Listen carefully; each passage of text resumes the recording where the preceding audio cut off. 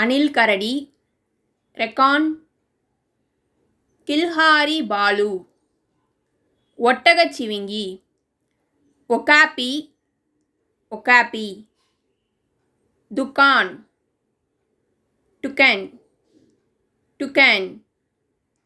அணில் கரடிக்கு Recon அப்படின்னு சொல்லிட்டு பேர்.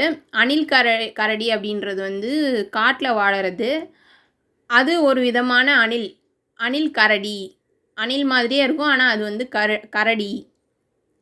ஹிந்தியில் கில்ஹாரி பாலு, இங்கிலீஷில் ரெக்கான். ஒட்டகச்சிவிங்கி, இது ஒரு வகையான ஒட்டகச்சிவிங்கி, காட்டில் வாழக்கூடியது.